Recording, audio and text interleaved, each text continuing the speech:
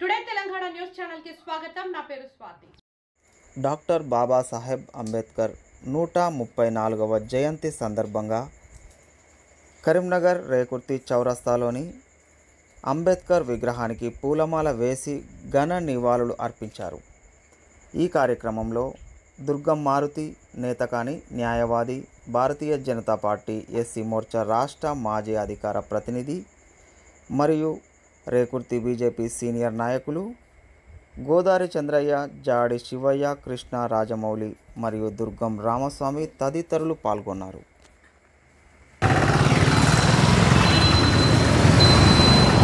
ఈరోజు డాక్టర్ బాబాసాహెబ్ అంబేద్కర్ గారి 134వ జయంతి సందర్భంగా మరి కరీంనగర్ నడిబొడ్డున ఉన్నటువంటి రేకుర్తి అంబేద్కర్ చౌరస్తాలో వారి విగ్రహానికి పూలమాల వేసి మరి నివాళులు అర్పించడం జరిగింది.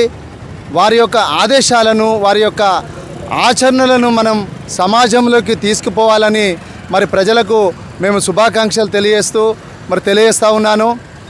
ఇప్పుడు భారత రాజ్యాంగాన్ని రచించినటువంటి మహానీయుని యొక్క జయంతిని జరుపుకోవడం చాలా సంతోషకరం, శుభదాయకం. వారు రచించినటువంటి రాజ్యాంగంలో ఒకటి స్పష్టంగా చెప్పబడి ఉంది, లౌకిక రాజ్యం అని చెప్పారు. వారు లౌకిక రాజ్యం అంటే ఏ వ్యక్తి అయినా ఏ మతాన్ని అయినా స్వీకరించని చెప్పారు. కానీ భారతదేశంలో ఒక అన్యాయం జరుగుతుంది, కుల వివక్ష జరుగుతుంది. ఆ రాజ్యాంగం రూపొందించినప్పుడు అంబేద్కర్ గారికి కానివ్వండి, ఆ యొక్క డ్రాఫ్టింగ్ కమిటీ చైర్మన్గా ఉన్నటువంటి వారికి, ఆ కమిటీ మెంబర్లకు కూడా అందులో ఇంకొక పదం చేర్చవలసి ఉండేను. ఒక భారత పౌరుడిగా నా యొక్క అభిప్రాయాన్ని తెలియజేస్తూ ఉన్నాను.